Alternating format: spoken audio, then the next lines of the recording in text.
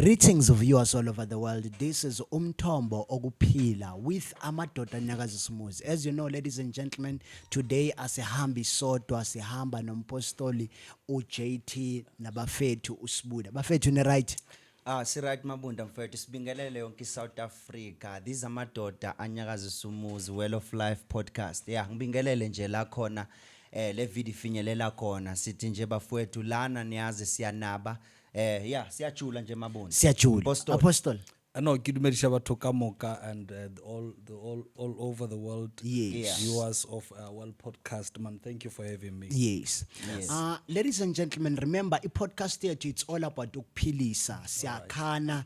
Our intention is not to destroy, and we must put a disclaimer that whatsoever that we say here or that will be said here, it's our opinion. It's not the final blueprint. So siyaqala bafethu, your feedback on how we can improve and grow this thing would be really appreciated. And don't forget to subscribe on Tulas MTV and also on our YouTube channel apaya. Just say Amadoda anyakazisa umuzi and subscribe, like and share. Ningakhohlwa bafethu, siyanthanda.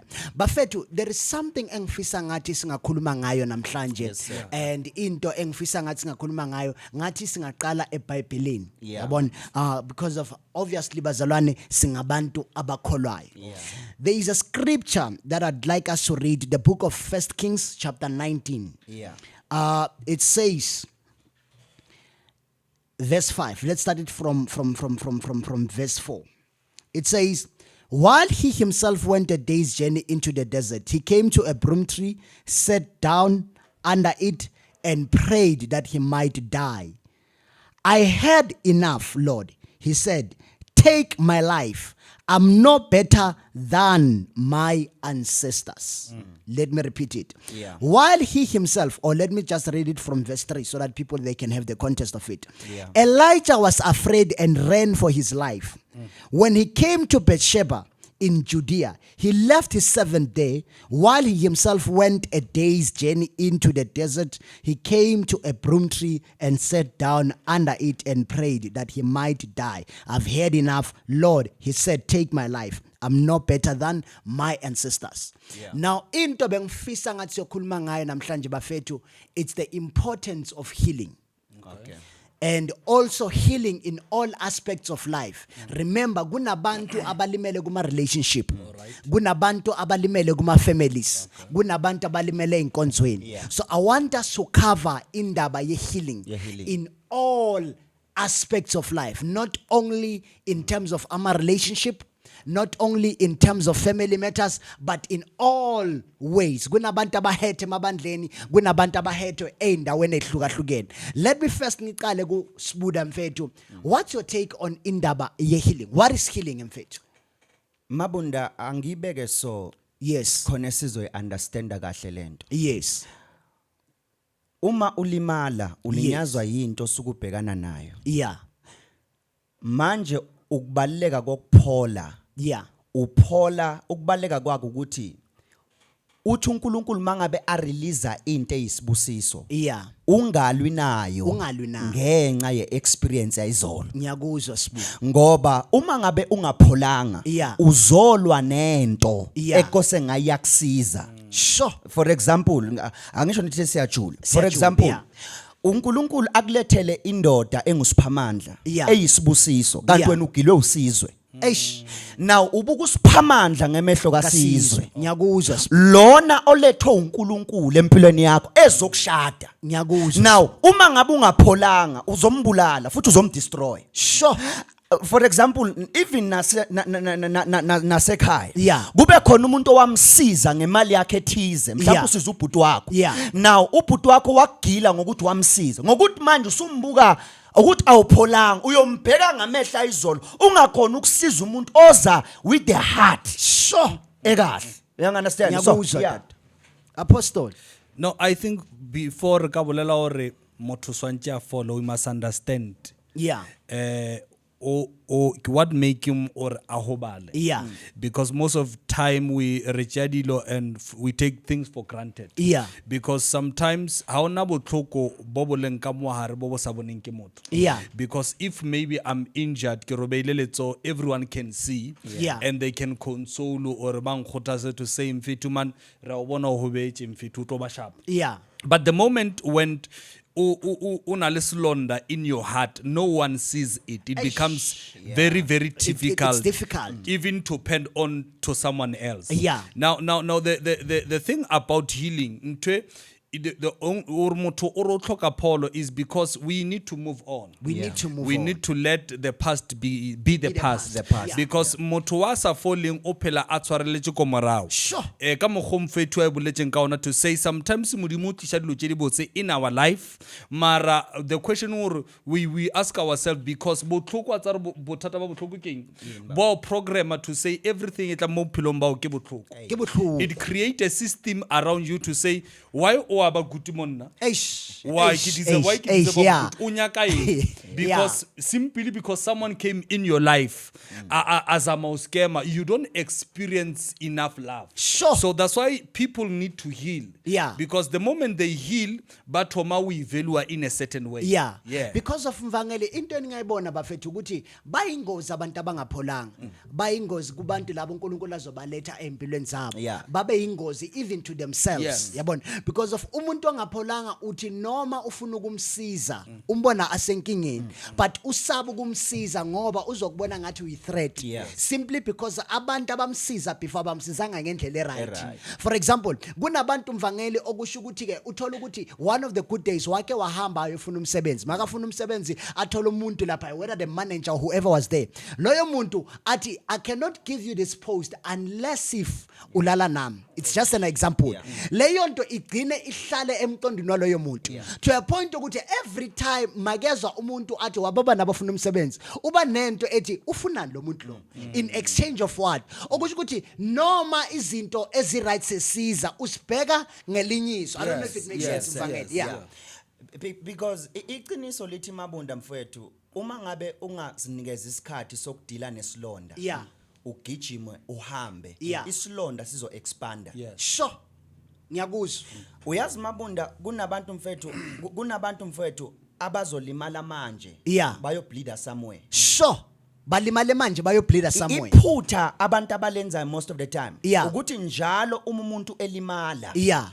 ufuna izinto engathi zizodambisa Leyo kulokuthi pain. siyapholisa. Sure. Let me I think ichaze la. Ichaze that. Mabunda kunomehluko between ukudila nento completely. Yeah. Kunomehluko between ukudambisa into neutralize. We neutralize. So that you can move. Ayipholanga kahle. You kahle. understand? Yeah, neutralize. And uma into neutralizer, the moment lokhu kuchubeka uhamba Sure. is the moment lento expand. Sure. Kungcono Mabunda ngeke ngayibona lento the timing sasoka ngaya nami kuyosoka. I'm sorry to say this got the podcast.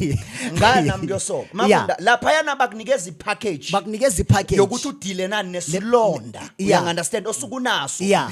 Now baze bakutshele nama ingredients. Yeah. Into yokuqala mavuka ekseni uqabanga isilonda. Eish. The moment noma ungakasiboni. The moment you wake up ucabanga isilonda bathini uthela utswayi utshela amanzi uyogeza uma ungagezanga wajumpisa 2 days isilonda siya expand. Sure. Even noma ulimele take time udile nesilonda sakho. Take time because udile isilonda siyo destroy izinto uNkulunkulu aziletha empilweni yakho. Sure. And to be precise on that, Yes, sir. One thing I know about to be hurt, Yeah.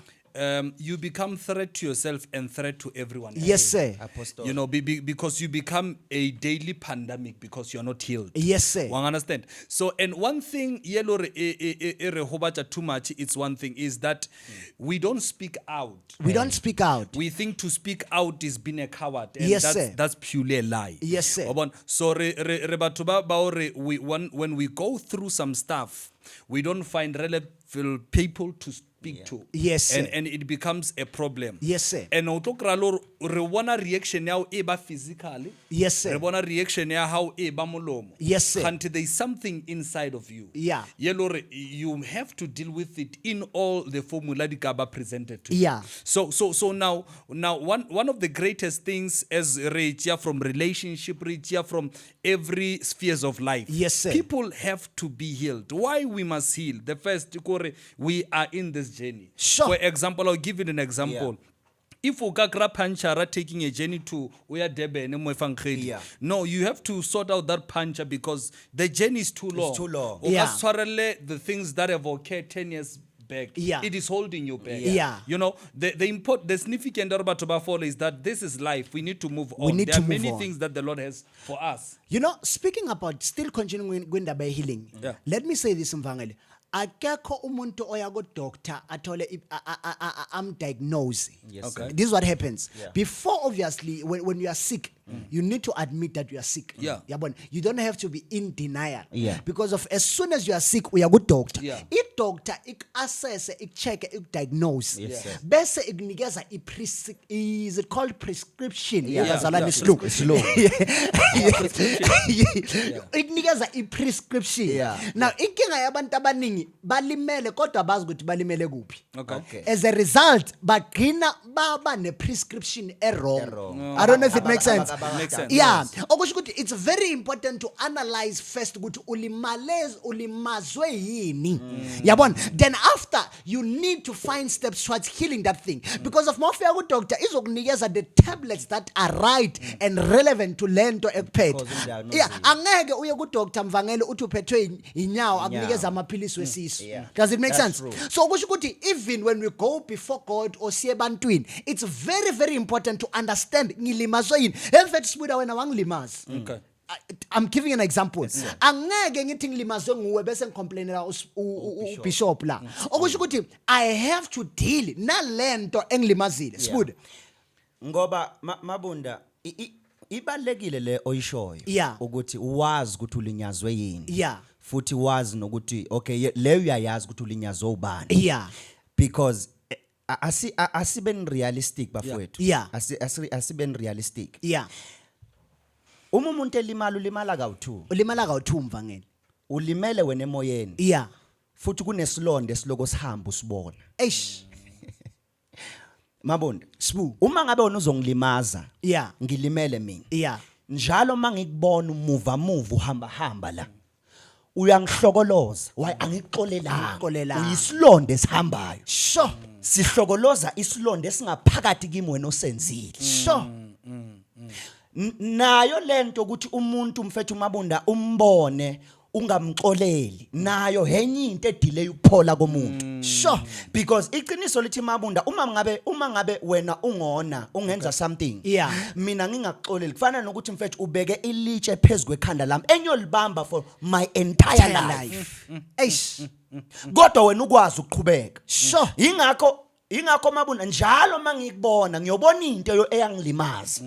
And ngeke ngibe free. Let's say naku okay ngidila nesilonda sami ngidila naso isilonda sami ngiloko ngidila naso. Yeah. If ngizodila nesilonda sengipholile mina. Yeah. Kodwa ngingadilanga nomuntu ongilimazile uyangihlokoloza okusho ukuthi I have to deal with me first and also deal nomuntu ongilimazile. Sure. Because if anginakekeli both parties, Yeah. then it simply mean ukuphola kwami kuyoba yize. Sure. Ngoba lesilonde ngisibona sihamba abanye Mabunda baby daddy, abanye Mabunda sikhuluma Isilonda iqiniso, sabo, yeah. isilonda sabo, abanye bathi mababona ingane zabo I'm ubona sorry. usizwe lo wamhlukumeza, Ubaba ubona ubaba wakhe Yeah. ajazi uhlekiswa kwalo owangilimaza okusho ukuthi Angilimaza. akasabona ingane kusekabona Yeah. ubaba Kasizwe. kasizwe, you understand? Yeah. Nokuhleka kwakhe akasa-enjoy ukuhleka kwamntanakhe. Why? Sure. Nengane akasayikhulisi ngendlela efanele Yeah. ngoba kunezinto ezitrigara Leyana. uyabona that's why abanye baze bathi uzufana nobaba wakho. Asho Why? nganeni. Isayini yokuthi azathi ufana nobaba wakho Akahilanga. akahilanga and kunezinto azozenza enganeni kodwa bafethu Athi uphanisha ubaba. ubaba kodwa bafethu Anyakuzo. now ibalekile into yokuphola ngoba uNkulunkulu yokunikeza ingane Yeah. uNkulunkulu makunikeza ingane uthi ikhulise. Kodwa Kodwa uma wena ungamxolelanga lo muntu enenze naye ingane. Anisebenzisile uNkulunkulu nenza ingane naye. Yeah. Le ngane uyoyibulala kunokuthi ngawe uyayikhulisa. Sure. Apostle. Yeah, not to add on what he's saying, because sometimes arohoba ke batho only. Yeah. Sometimes roba the situation. Yeah. So the question it will be sometimes I'm grieving over someone that I truly love. Yeah. So it becomes a thing, or how should I deal with that? Because now I see it's not the aspect of people around us, but are things, situations, things that we've been through. And sometimes roba the expectation. Eish. I expect too much on Mango to say whenever I'm going through he has to be here. He has to show up. Yes. And all of a sudden he does not show up. Yes. I get disappointed. One understand? Yeah. So now to be precise, I'm still on to like earlier to say this is life. This is life. We just have to let it go. Yeah. Even though it's not an easy process. But we just have to do that. Now because what's up bopelo botata kore ho ka move on. Yeah. O hobechi. O hobacha o molweni. Eish. Amen. Yeah, you know, because umuvile on ma o hobechi. Now or o fole. Sanchu be monster ela o sa irating ka motho o mongwe. Sure. Let me be practical. So I found myself, because most example in shapo ke the relationship. Yeah. Motho itseng unchitete or something like that. Yeah. Yes, sir. Now I get a genuine guy. One rata, he does everything for me. What's a picture? Yeah. But for the fact that I'm still healing, swanchiki revenge cheka o alung hona current. Yeah. So it becomes a problematic thing, because as far as life moves, Yes, sir. we need to forgive. We need to let go. Hey. Lona refall genuinely so. Yo. Sinkumbuza bafethu, it's still Well of Life podcast with Amadoda, anyakazisa, umuzi. Our guest today, it's Apostle JT. Yes. Remember to subscribe, like, and do whatsoever that is important, that is needed. Sisaqhubeka ngendaba yokuphola. Ngoba kunabantu abalimazwe ngama-families wabo. Yeah. Sometimes ulimazwe umzali wakho ongakukhulisanga. Then out of a sudden uyaphumelela mfethu, unemali, out of the blue umuntu uyafika uyakuclaim. Manje ngiyanyakazisa-ke manje. So uyavela wena uzongitshela ukuthi time lami wena. Uyavela uzongitshela ukuthi already la. Kunabantu mvangele abalimazwe ngabazali. Udila kanjani nomzali ongaboni ifuture kwakho? Kodwa athande, let's say bafethu C3 ne, we share the same mother, but I'm the one opushayo emndenini. But umama netime abafuna uko acknowledge ama efforts wami. Instead ukuthi bang acknowledge ama efforts wami, ba acknowledge wena. Ngenxa yokuthi bathanda wena. Everything that I do, it's never right before umzali wami. Yabona? I wish you understand ukuthi ngidila kanjani naleso simo. I mean mfethu ngiyaspana, ever since ngiyaspana uBishop la uthenga amatshwala, akayinakile indaba yalisala ekhaya. Mina ngiyaspana ke ngiyazama ke ngiyahereza lapha ngifaka at least lapha boma pende nyana ngifaka boma furniture, but still umzali wami akafuni uku acknowledge the good that I do. But always credit yandlula from me iya one of my brothers. Yeah. How do you deal with that? Asiqale ngale kumvangeli ibuye so. Okay, Mabunda, kunabantu ezizalwa nabo. Yeah. Sizalwe sonke. Yeah. Kodwa mawukhethwe uNkulunkulu. Yeah. Into zethu angeke ifane futhi angeke sitreatwe ngendlela efanayo. Yeah. Singazala siba u5 kumama wodwa nobaba oyedwa. Yeah. Kodwa mawukhethwe uNkulunkulu, ama signs siyokubona ngezinto ezinegative ezenzeka kuwe kubazali bakho. Sure. Hayi ngoba ukuthi siya spiritualize. Yeah. Asi spiritualize lento. Yeah. But that's the reality. That's the reality. Ukukhethwa uNkulunkulu kuyabiza. Kuyabiza. Because the moment uNkulunkulu ekhetha, Sbu. okusho ukuthi because kunenye inceke yashumayela yathi uma ubona isandla sika Sathane, yazi nesandla sika Thixo sizokuthinta. Ngoba kuyabiza ukuthi uma ngabe iso likaNkulunkulu liphezulu kwakho. Yeah. Ngoba kusho leyo nto ukuthi ukhethiwe futhi uNkulunkulu uhamba nawe. Yeah. uJoseph eBhayibhelini lento iyenzakalile. Yenzakalile. Uzalwe nabo. Uzalwe nabo. Kodwa abobhuti bakhe bamzonda. Why bemzonda? Uzondelwana. Ngoba kunesandla sikaNkulunkulu phezulu yakhe impilo. I'm sorry to officialize lento isilungu podcast. I'm sorry Mabundo ukulento kuyiletha ukuthi bafethu isandla sikaNkulunkulu siletha impukane. angibeke kanjalo ayiphinde mvangeli isandla sikaNkuluNkulu siletha izimpi zaso Come on. because mabona angeke uhambe noNkulunkulu udla amanandosi nama-fork and knife kube right kube yonke into Sure. there has to be something eyenzakalayo phezulu yakhe impilo Yeah. uyanganasiyana mabona Yeah. nami I've got my own journey whereby kunezinto efamily nasekhaya ezazenzeka I understand now where I am ukuthi Nkosi lezi zinto zazenzeka kanje Sure. yingenxa ukuthi isandla sakho sasiphezulu kwami sure singazalwa sonke mara angeke sikhethwe ngendlela efanayo hayi ngiyakuzwa Now I will say, Bibele, all things work together for good. All For them- things work all together Things, all things, the bad, the good, all things work together for good for them that love the Lord. Now, butata game prophet. buthatha ke The problem is that we have too renaldi expectation. too much We expectation seek validation to others. eish So the problem ko re heta ke ntwe re kai avoid.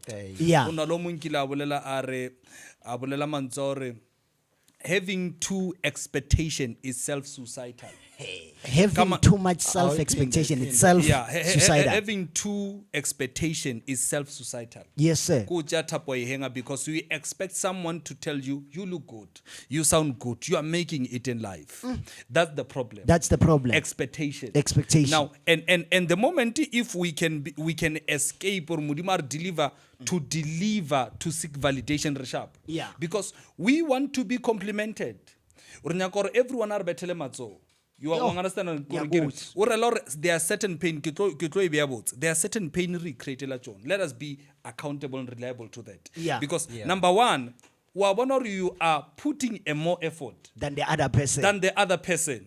This person, yet you are seeking validation to others. Why can't you say to yourself, I'm providing, I give credit to myself, and you move on to that than to look for validation to another person? okushuthi mvangeli I hear you apostle because mabunda nali ke iphutha umuntu okhethwe uNkulunkulu angalenza bonke abantu abazondwayo kodwa benza okuhle bonke abantu abangayitholi istempe ebantwini iphutha ongalenza ukwenza okuhle ngenxa yezinto ezenzakalayo because iqiniso lithi naye uSathane nokuvela afuna ukucima lento yenzayo ngiyakuzwa but wena uma ungenza imistake yokuthi uvela ungasayenzi lento uNkulunkulu akubizele yona ngenxa yeresistance uyangizwa mabona ngiyakuzwa kunomuntu mfethu othi umzali wami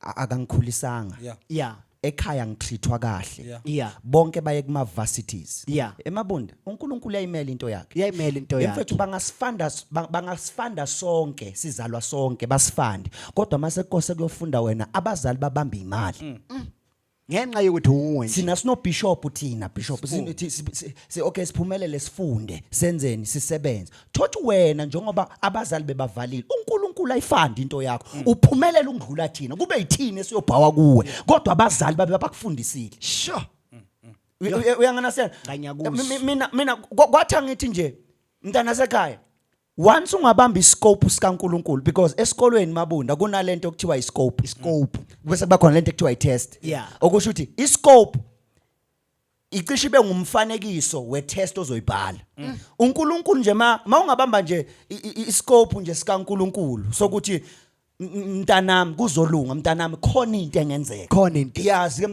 noma ngabe amabhubesi nezinyoka ezivukayo kuwe understand into eyodwa mama uyangihlukumeza bani wenzani kodwa nginescope sokuthi khona la ngiyakhona yeah ngoba abanye masingakhuluma okay mabona ngibona ngathi ngidedela kakhulu hayi mvangeli no ukuthi khona something engishisayo yabona bengingafuni ukuthi ngibalekele because of I can say there's a situation in the Bible that I have noticed that it does not only happen in the Bible, it happens in real life. Uma sithatha ilife yaka Davide uDavide was the chosen one in the family and he was the one that was to rescue the family and also the nation yet he was the one that was hated kakhulu ubona nangokulusiswa nje amncane ilife yakhe ayizanga yabamnandi although bekungiyena lo bizile ukuthi azosiza abafobabo and take them to the next level and to the next realm. Yes, sir. Because of also check indaba kaJoseph. Naye. Joseph naye, he was the one that was to save the nation and also his family. Kodwa as much as he was chosen, ilife yakhe yabanzima, wazonda abafobabo, wadayiswa, wa-accuser in all. Kwaba ngathi uNkulunkulu umlahlile. Ngoba abantu abaningi baqabanga ngathi once uNkulunkulu ekufavile izinto zizokuhambela kahle. Kanti sometimes ukubizwa uNkulunkulu nokuthandwa uNkulunkulu and to be the chosen one, it's a sign ukuthi yonke into evelayo idila nawe nawe. kani. Yabona, because if you can check Egypt, there was never going to be a solution here drought. The economy was in trouble and all this kind of stuff. But if it was not for Joseph, bebe ngeke baphume. Same applies to David. David was the solution to indaba yaga Goliath. Yet he was the hated one. So mntana seka unokwenzeka ukuthi ube the chosen one in your family. Kodwa you become the hated one. For example, uJoseph mfethu akazi because of bekahilile. He had the right ukuthi uma bona bafobabo adinoba fenena nangidayisa. Ilife yami butep manje ngi right ngiyarula la eEgypt. I'm having the best position. Hambani niyoshaya indlala. Kodwa wa understand icebo likaNkulunkulu ngebetrayal yabafobakhe. Because of he was healed. It was easy for him ukuthi abahlanganise abobhuti bakhe. We are trying to speak to someone out there. Mfethu uNkulunkulu kuphumelelisile bakujikelile ekhaya understand manje uset but ngiyaqela go back and look out for your brothers, go back and look out for your sisters. As much as abazali bakho they were not paying attention to you, bebangakuthi uphumelelile. What if bangakupanga, you would not be where you are today? What if bangakujikelanga? What if check out, look at those favorite ones ku family bakuphi manje bayastruggle bayasafara izinto mvangele. Ngizoyidedela kumpostoli. Uyazi Mabunda, to deal nabantu abakuhlukumeza, to deal nabantu abaphatha kabi. Yeah. While usesephansi. Yeah. Ungabazondi. Mabunda, ayikho into ezongilimaza mina personally. Nje ukuthi ngikushaye ngempama. Sbu Uceda ungihage. Ungibulele. Yo. Ayikho into ebuhlungu nje ukuthi Mabunda ngikuncisha ukudla mina. Kodwa wena ungifeed. Kodwa kusasa bese wena uyangifida. Ungibulele. Sha. Baba kuba ngazi ukuthi lithi iBhayibheli kuba ngazi ukuthi ungigwinyisa amabhodlela. Sure. And leyo nto ngokwayo yize mina ingilimaza ukuthi why ngikushaya ngempama ungihaga. Nami personal ingenza ngirepent. Sure. Ingenza ngibone noNkulunkulu wakho. Ngiyakuzwa. Ingenza ukuthi ngimamkele lo hamba naye. Sure. As much as umuntu akulimaza, yazi ukuthi kusasa uyomenza ukuthi arepent, angayiphindi lento komunye umuntu. Yo. Apostle. Now, you know, you spoke about Joseph, ne? Yes, sir. You know, because mandate wa mudimuka Joseph was for his brothers. It was for his brothers. Yeah, it was for Israel.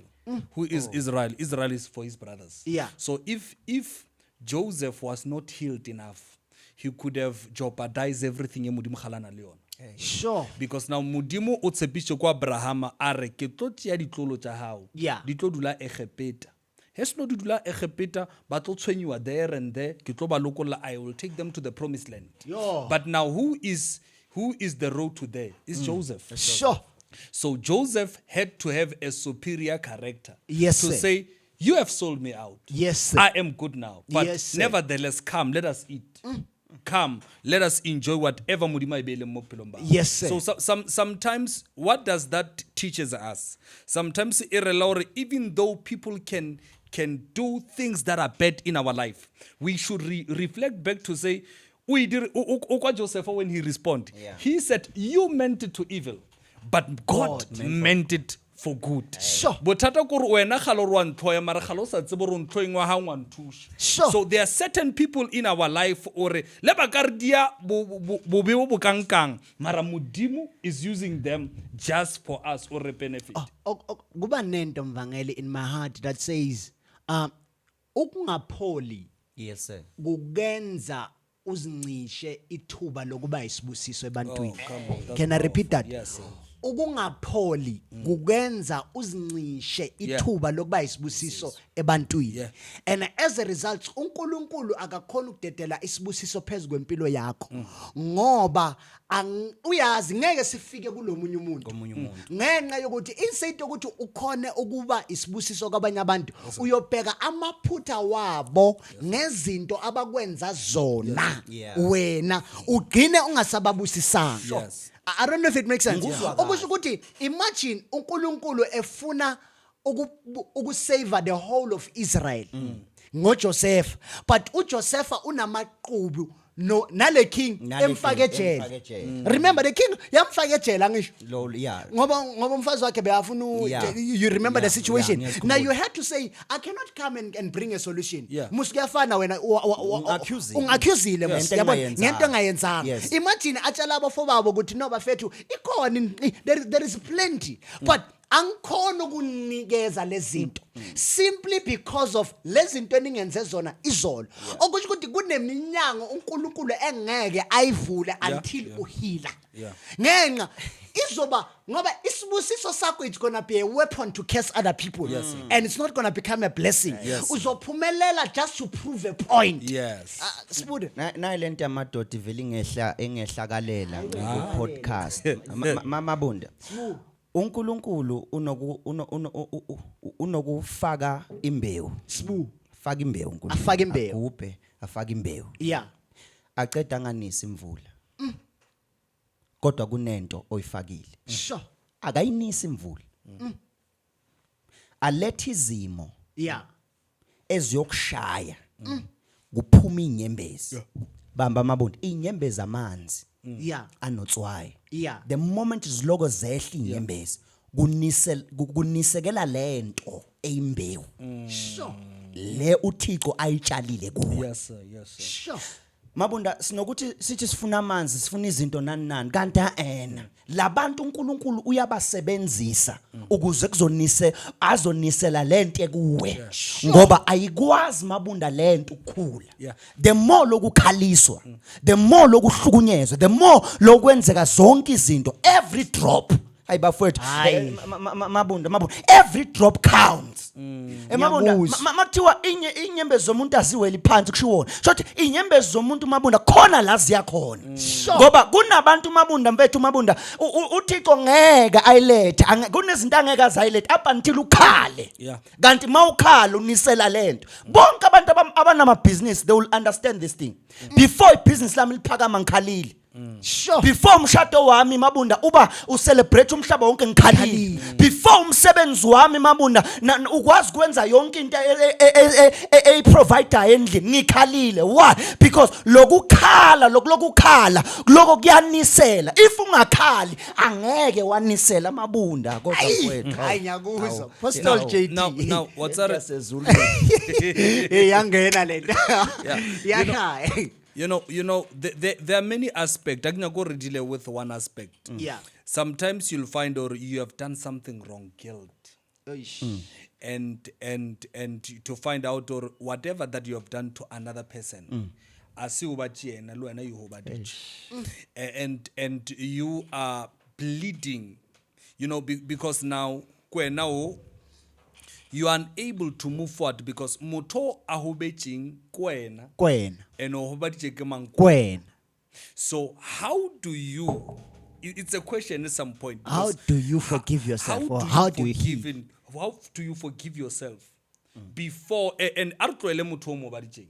Because now if you can go to the person you're going to kill yourself still. To say maybe you have done this certain thing. Maybe for example, you have accidentally killed someone. And you have confessed. Maybe the Lord took its course and you came back. You are looking for a second chance to communicate. And still you are rejected. How do you deal with that guilt? Sure. Okay. Mvangeli, there is a preaching that Mvangeli wake waisho. Let me put it this way. Uthi umvangeli inja ingalimala uma ilwa nezinye izinja. kodwa uma ifika endlini ingena phansi kwemoto bese ikhotha amanqe. ayina kumnikazi. Does it make sense? Okusho ukuthi kunezinye zezinto, I understand I was the one fighting, I was out there. But there comes a time whereby I just need ukuthi ngiye emfihlakalweni ngizikhothe amanqeba. La uyabona umuntu ozicolele aka affectwa yinto eshiwo ngomunye umuntu. Yeah. Ngenxa the reason umuntu asho something ngilimala, it's because of mina angazicoleli. For example mvangeli, if I did something aqoshwa emsebenzini ngenxa yento engiyenzile, uma uzongikhumbuza ngalento engayenza ungenza ngizishaya and angeke ngithola ama solution. But once I myself I admit I'm fethu ngiphetile, it's a way yokuzikhotha amanqeba.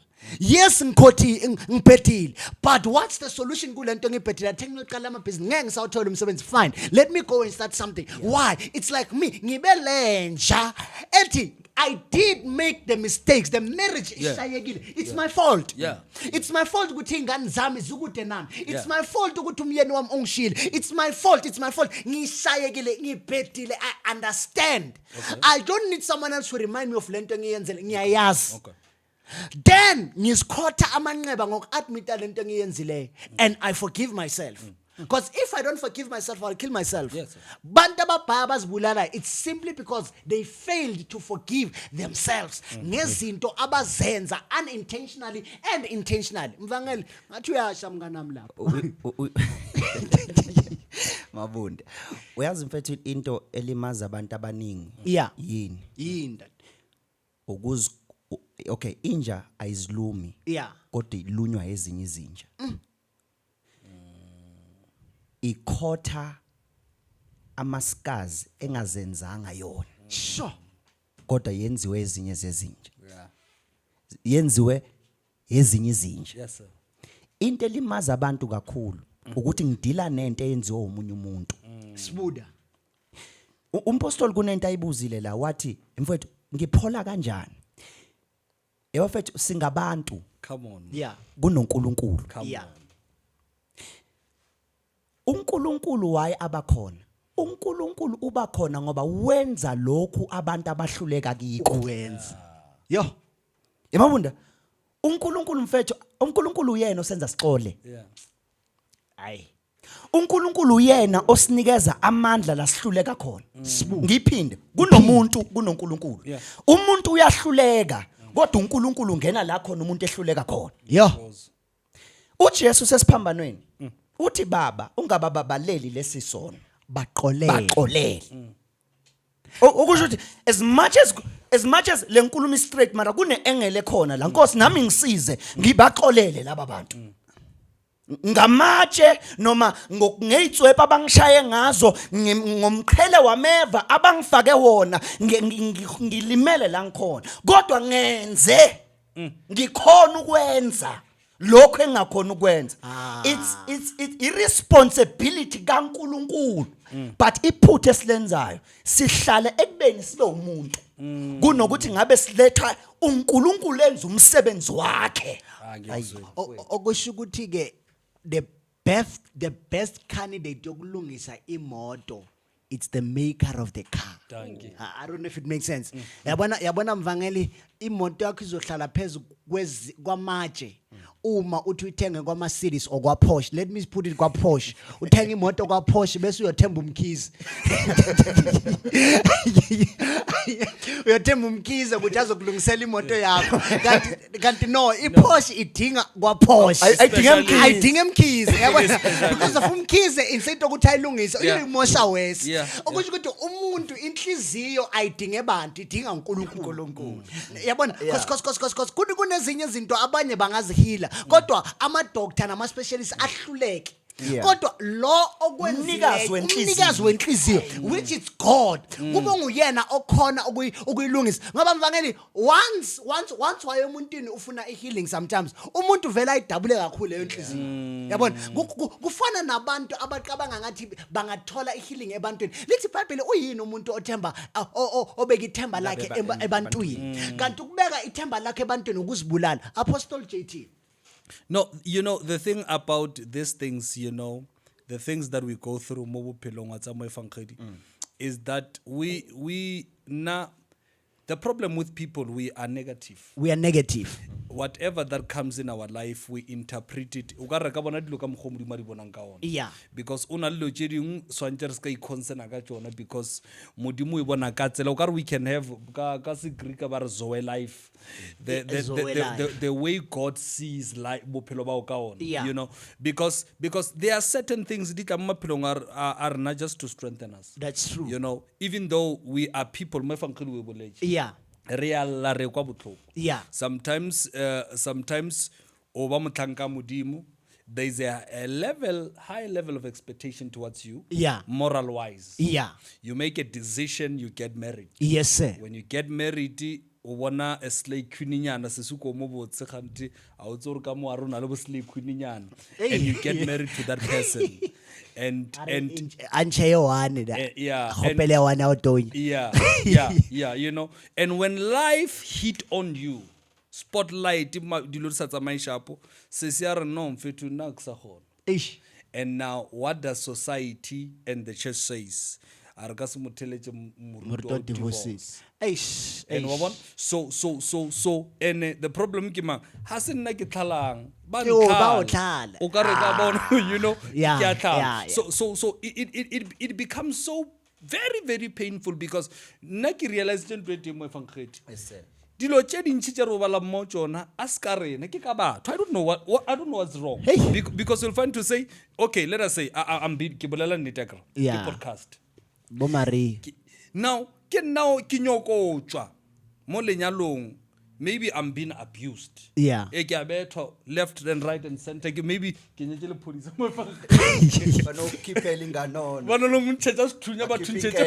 yeah. And then now I had to ka baka la hore the society e tla reng ke gene ke hwela mo lenyalong le lore nke le khale ke tswile, because I've realized lo tše dintši tše di re kushang botlhoko. It's none of us. Ke ka baka la hore mamang o tla reng ape ke kopantshe di family tše pedi what. So one thing una le nto ke a quote Bishop Makamo ke la bolela re he motho a ka ba delivered ko bathong o tlo phela botse. Uyazi Mabunda, to add kulento umpostoli ayishoyo. Yabona abantu if banga understand into eyodwa, uNkulunkulu nendaba nepeace yakho more than anything. Sbu. Kunabantu abahlele emthethweni kodwa ukuthula banakho. Kodwa basemthethweni. Yo. You know, uJesu is a king of is a prince of peace. Yeah. Prince of Uyinkosi yokuthula. uNkulunkulu emabonda mina futhi ngiunderstand kangcono njoba ngihamba naye uNkulunkulu. Kunezinto uNkulunkulu mfethu ngathi kunezinto uNkulunkulu kimi noma ngithiwa kune message afuna ukuyideliver kimi mangekho right akakwazi ukudeliver. Yeah. Because when you're not. Ingakho mina Mabunda, ingakho nje Mabunda ngizoyikhuluma lento ku podcast ikhululekele noThulasi uzongixolela naye. Mabunda, mina ngizoyikhuluma lento ihlaza injalo. Uyangizwa because akukho la ngizayikhuluma khona kodwa ngizayikhuluma la. Mabunda, uyazi why inceke ningi divorce? Yeah. uSathane ulwa nomthombo kaNkulunkulu ukuthi angakwazi ukurelease izinto zakhe encekweni. Ngoba azikahle ngathi bantu besifazana nabamfundisi bangayiunderstand lento. Mawudata inceke noma uthandana nenceke ushade nenceke, it's not just a normal person. Yes sir. Leyo nceke wena ube wokugcina ukuthi unga add stress kulo muntu ngoba umuntu kaThixo loyo uphethe impilo zabantu. When at the moment wenza lezi zinto zenzayo uvala inhliziyo yakhe ublocka uNkulunkulu ukuthi angakwazi ukudeliver. Yazi ukuthi kunama truck kune traffic yama truck aka Pick n Pay naka Shoprite kunemibhido ayibafethu kodwa ngiyazwakala nama tin fish nempuphu nayo yonke lento inkosi ifike ebantwini wena uyavala ngoba as much as sidubula inceke kaNkulunkulu but let's go above. Kwangathi inceko ngathi lento izinceko zikaNkulunkulu ziyafana nepilot. Awuzwe. I believe ukuthi ipilot ayingene endizeni ingaka assesswa ukuthi I right mentally yabona and emotionally because of I pilot ayifani nomkhize yabona angangena etaxi nje ayishaba itaxi bangiqolele bakamkhize awukhabazela yabona so what happens is I pilot it's very important ukuze ingene mentally stable right ngoba ithwele abantu in case it's like uma indiza iphezulu it's not about him but it's about the passengers one mistake nations are gonna suffer okusho ukuthi kuneyingceko ngenxa yokulimala kwazo kwalimala izizwe emntwini oyi1 wena uqabanga ngathi ulimale umuntu kanti ulimaze izizwe ukuthi sometimes we need to get to your point whereby siyabazwela laba follow up and ayikho into ebhlungu mvangeli ingceko zilimazwa ngabantu ezibalidayo angeke uzo unceko ilimazwa umuntu ongaphandle kodwa it's the very same people abasizile abahelp abasiza abanye benu nibiza ingceko lazy kodwa uma kunomncwabe ekhaya you want the same man of God to come to your family offerishe ama services wakhe ukuthi sometimes nezinceko bafethu sicela nizweleni zihamba ezintweni ezinzima before I bring it back to you I want to say this or khuluma nqa then I'll bring my question mina ngine point elingishisayo it's 2 seconds likhipha ungalimosheli iplate elike lakufida Bega. Ay, ngalimoshela iplate. Ngathi sesingayivala. You know, because now I really want to elaborate on this. Yeah. You know, number one, because this Bibele, there's nothing new under the sun. There's nothing new. You know, if you can look at Moses, how frustrated he was to Israel. He was frustrated. And he was do you know frustrated he was supposed to be the prophet, the first person to enter in Canaan. But he couldn't because of the frustration. My Israel, those people those people were so tormenting. You know, exactly. And after then, but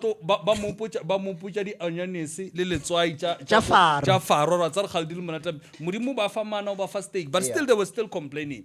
So now what does that tell us to we need to be prepared. Yeah. And so. Yeah. Because most of the time, and I'll still go to like expectation. Expectation. You understand? So because most of the time, Moshe was supposed to make it on the promised land. A frustrated ke batho instead or abolele le leswika a tsia le para a beta leswika metsi a tswile ba thabela metsi ana ba tsebore ke dikula Moshe. So in another words, sometimes we need to prioritize ourselves, especially the ministers. Yeah. As I say, we have vocationing.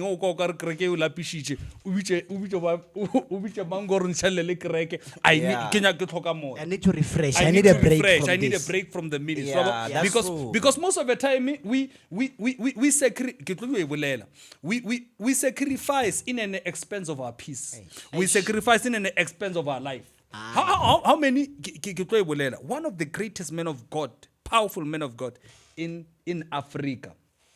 Wako Nigeria bareki Benson, something like Benson that. at the house. At the house.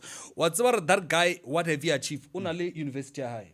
You have changed a lot of things in Nigeria. What's our king? Stress. Yeah. King stress. Why? Because at some point he was too giving and he did not have time or abeliena a refresh. Hey, bafethu siyazi ngihlezi nezingcewe ingcewe zingakhuluma 24/7 yabona singakhuluma nje sishaye yavuta ngiyakubona nje ngiyakubona but I wanted to ask a question since we're talking about healing. Iziphi izinto as ingceko or sbu personally nawe Apostle JT wake wadibana nazo zakulimaza waqina uphola kizo sesiyoyivala. I want to know yini into mvangeli in your journey with God, in your journey with God, in your journey with life le eyakwenza ane kuze ushayeke, but at the end of the day waphola kiyo in your journey with God or in life in general, and waphola kanjani into akulimaza kodwa waphola kiyo. Akayithatha umpostoli. Mpostoli Ay, hey. Any. Unless if Hey. ngama alien nangazwe nalimali. No, Ikhona, even if it's not relationship. No. But when but apostle there I'm was s- something Yeah, but extremely I'm saying, personal. But I'm saying it. I want to say, Nah, yeah. Okay.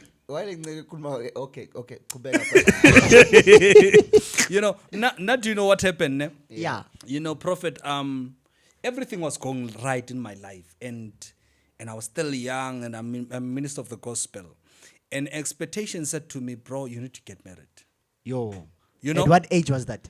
Oh, 23 or 22, somewhere like that. Then you felt like, let me get married. Let me get married. Yeah. No? And in I fact, remember. I remember. everything was pushing, bro. Ministry wise, everything was, you understand? And I made that decision.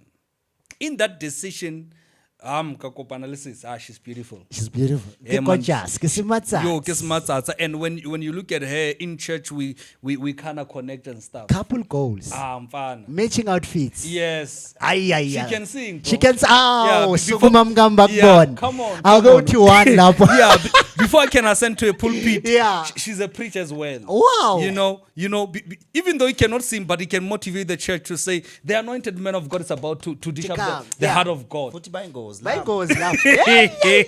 And Nelly Mimkotra is there, is anointed. She's Khuluma ngelimi anointed. zaseChina. And bro, Mfetu, I engaged her. I engaged at the age of 22. 22. Okay. Bro, after engaging her, Mfetu, we went through a certain series of life. In our engagement, that's why people that were supposed to support us, there were no more. We were two. Yo. In a way, when we were two, ntho ya rena ya zama o pushe ya Mfetu ya sibereke. In a way, Mfetu kagcina ke wagcina re separate. It's more like a tested ya divorce because I had already concluded. Sure. In a way, it affected my ministry life, my prayer life, it affected almost everything. So, and after it affected that thing, at some point, I was kahobala ukare for 3 years, bro. I think 2022, that's when I kicked back, confidence-wise. How should young khobacha, but through the grace of the Lord, I was healed. Yeah. In a way, mara what guys. Yeah. There are certain things you can talk to people yet you don't find healing. But I reflect back in a way, even though I was going through that series of pain, because Ushap. in fact, Move on. yeah. In fact. Yo. Now I'm a man of God. There is something expected of me. I need to. Yeah. So, but by the grace of the Lord, I was healed. I was restored, and I'm okay now. Yo, like ngisazidedela kuwo uzophendula the same question. Yeah. I wish bafethu ngelinye ilanga nje size sikhulume ngepressure le abafundisi Come abayifaka on. to young preachers. I-society, ukuthi bashade. Yabona? leyo. Sometimes simply because of ngibiziwe now I'm forced to say Yeah. shada. Nalento ozoyishada Nalento tota ozoyishada ayikho. ayikho. Yabona? And then at the end of the day uma sewushadile bayakuyekelela. Yeah. You walk alone in this Yeah. journey. Yeah. Ngangeli Yeah. ungayithinti le thinta Yeah, leyo okay. qala ukulimala. Because i-podcast le kunomunye ozothi nalento ozoyishada usho usibusho ukuthini. I mean unkosikazi lo muntu wesifazana okose ngayo uzomshada kekho because abantu odibana nawo ngamantombazana Not women. not women. Uwayichabela mfangelo. No, awuchabela ya healing. No. No ngiyakuzwa ngiyakuzwa. Apostle into engizama ukuyichaza la mangithi mina ufakela ipressure. Yes, sir. Yet nalento koso nalento ozoyishada ayikho. Kugcwele ama-chicks. Awuzweka inceke nje ayithandaze nje uNkulunkulu alethe uRebecca angalethi uDelilah. Yeah. Okay, Back to that. okay, now uyeza mabunda ngeke lo Ngeke. mbuzo uze kithi kuphela nakuwe mfethu uyeza uyindoda enyazisayo namnyanyangaza nginyazi isingedwa. Now mina into yangilimaza ku ministry since nje ngaqala ukusindiswa is to be different. To be different. Leyanto yangisha big time mabunda. Yeah, because there is a way izinto zenza ngakhona. Yeah. And that are common. Yeah, because indlela engangishumayela ngayo as much as ama-parable mabunda sinyakazisa ngawo umhlaba wonke, le yanto mfethu yangilimaza mina. Uyazi kubuhlungu kanjani ukuthi ushumayela bathi ushumayela ngama-example. Bathi ama-parable, bathi ama-example. Ingaba ijoke namhlanje, that thing it cost me. Shine confidence yakho. Yo. Because lento ingaphakathi egazini iphila kumina. Yes sir. Unguye. Kufana nokuthi sizalwe sonke, kuyazi ubaba umnyama, umama umnyama, kuzalwa nje odakhi bodwa nje la. Novela uyelo. Ngikhamke mina ngibovu ngifana noDavid nje ngishane inwele njani njani. Bazoyibuza ukuthi Ubuya phi lo? Yeah. Into yangishaya amabunda yileyo. Waphola kanjani? Inceke yami is to accept Kuthi so. ukuthi nginje. Yo. Kunezinye izinto amabunda ngeke uyishintshe. Yeah. Uyangizwa amabunda? Yeah. Angeke uzuyishintshe. Yabona ingane yakho amabunda mangathiwa uba nengane. Ingane uma kuthiwa uyavela ikhulumisa kwakho noma kuthiwa ungayiconvince ukuthi hayi zama ukukhulumisa kwazi bani ngeke uvela unje. Eish. So into yangenza nga overcome is to accept ukuthi uNkulunkulu ungiphe ngalendlela ngiphe ngakhona. Yes sir. Hayi, angivumi. Sibonge South Africa. What's mabunda? Ngiyabona kuma. What's mabunda? Ngeke ukubona. Ubantu kaMandela ngeke. Mamunda. There's a young minister there man okosa phile ngalento. No, mina ke bafethi into angilimaza ukuza ebantwini ngento uNkulunkulu ayintshele emfihlakalweni ngami. Ngayilethe ebantwini abantu bangitshela the opposite. Validation. Here is what happens. God has called me as a prophet. Yes sir. And number 2, akazanga wangiordaina phambi kwabantu whatsoever. Come on. Sathi standards and I heard that. Yeah. And not only hear that, also see ama results. Yeah. Does it make sense? Now, uma kubonakala ama results in that way, you come to a person. Mangifika kumuntu engibukela ke ngathi no, inkosi ngibizile engibize in this particular office, which means that I need a training in this level. In fact, in our generation, as soon as you say you are a prophet, yay, the pressure. The pressure, simply because of the office of the prophet, it's been corrupted and all those kind of stuff.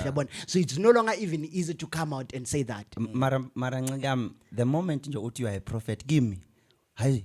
Ukuvuka esinye scam na. No, besides scam, ang expect kuzo prophetwa iID number. Ngexpect ukuthi inqeke izojula. That's wrong. Ngiexpect ukuthi inqeke izokwenza 1 2 and 3. And That nemoto pressure, ahamba ngayo. kanti it's not like Nemoto that. ahamba ngayo. You get what I'm saying? Nalama So mina that pressure yokuthi umuntu lo bengibukela kiyo wangicrasha simply because of yena ke kune idea yalento bekangibona nge. For example, the fact ukuthi ngishumayele an evangelistic message doesn't make me to become an evangelist.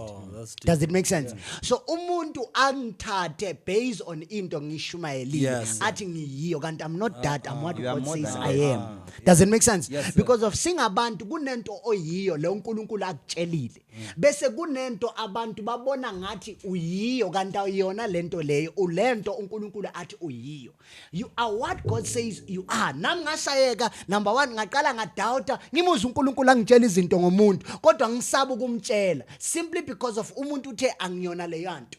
But ngigcine sengisole sengisishilo umuntu oconfirm whatsoever that uNkulunkulu athe ngiyiyo. So in our generation, that was the thing eyangilimaza. Confidence wise, ngashayeka. Ngashayeka, ngangasabi no confidence. I didn't even have confidence to shumayela and do all those kind of stuff. Simply because of umuntu one. Wangitshela ukuthi you are not lento oqabanga ngathi. So into yangilimaza. Bafethu, remember it's Well of Life podcast with Amadoda, anyakazisa, umuzi. Siyabonga. Please don't forget to subscribe, like and do whatsoever. Before sihamba bafethu, Apostle, bakuthola kuphi abantu kuma socials? Are you there and are you available for ama invites and all those kind of stuff? Yeah, mina ngiyatholakala lapha Facebook, TikTok, Instagram, ku-YouTube, ku-Twitter. Hey, angakatholakala. Apostle useyintweni. Seyintweni. Mvangela tholakala kuphi mfethu? Bafethu nje Amadoda anyakazisa umuzi mabunda. Amadoda anyakazisa umuzi ku TikTok usibusiso wakamango. Yeah, bafowethu nje iWell of Life podcast le with Amadoda anyakazisa umuzi. And thank you so much. And mabonda mfowethu, we've got a family ku YouTube. We've got a Please, family. bafowethu, let us push ni invite abantu nje ni share le podcast. And yeah, and thank you so much for Tulas MTV. Siyabonga kakhulu. Before sivala mfethu, before sivala mfana, utholakala kuphi mvangelo, ushumayela kuphi in the next coming 3 months? Phela Yeah. ama celebrity bazala. Ah, ucali. Baya travel. Yazi mabonda unento yokufanda. Where are you flying to? Hey, amabundo yazi mabonda. Bafowethu siyobe silaphana eHenrina from Oh, gate you're 30. flying to Henrina. Yeah. Laphana nje laphana nge-30 zika June up until nge-1 zika July. Yeah. So nje siyobe sinyakasa nomfowethu mabunda. Yeah, inkonzo yini igama lale nkonzo mabunda?